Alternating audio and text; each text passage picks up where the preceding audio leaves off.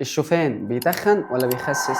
في ناس بتقولك ان الشوفان بيخسس، وفي ناس تانية بتقول ان الشوفان كله كارب وبيزود الوزن. طب فين الحقيقة؟ النهاردة هنفهم مع بعض هل الشوفان بيتخن ولا بيخسس، وامتى ناكله، ونعرف ازاي نستخدمه صح. اول حاجة لازم نعرف ايه هو الشوفان. الشوفان هو نوع من الحبوب الكاملة اللي فيها الياف غذائية بتحسسك بالشبع وبيقلل الكوليسترول وبيحسن عملية الهضم، وكمان فيه بروتين وحديد ومغنيسيوم، يعني وجبة متكاملة من غير ما يكون تقيل على جسمك. وسعرات الشوفان مش عالية، في ال 100 جرام فيه 365 سعر حراري تقريبا، وفي حوالي 13 جرام بروتين و7 جرام دهون و66 جرام نشويات، منهم 10 جرام الياف. نيجي بقى للسؤال المهم، هل الشوفان بيخسس؟ الاجابه الشوفان ممكن يخسسك بس مش لوحده. ليه؟ لانه 1. بيساعد على الشبع لفترة طويلة. 2. بيقلل الرغبة في السناكس. 3. بيساعد على تنظيم السكر في الدم. 4. لو استخدمته في نظام غذائي مظبوط هيكون سلاح قوي للتخسيس، وكمان هيكون بديل قوي للدقيق الأبيض. يعني بدل ما تفطر مربى أو فطير أو فول وطعمية ودول سعراتهم هيكونوا فوق ال 750 سعر حراري، افطر شوفان وموز وتفاح هيكون سعراتهم حوالي 350 سعر حراري. حد يجي يسألني طب ما الشوفان حلو اهو، طب ليه الناس بتتخن منه؟ بص يا سيدي، في ناس فعلا بتتخن من الشوفان لما تدخله في نظامهم. ليه؟ لان هم بيستخدموه بكميه كبيره وبيزودوا عليه سكر وعسل،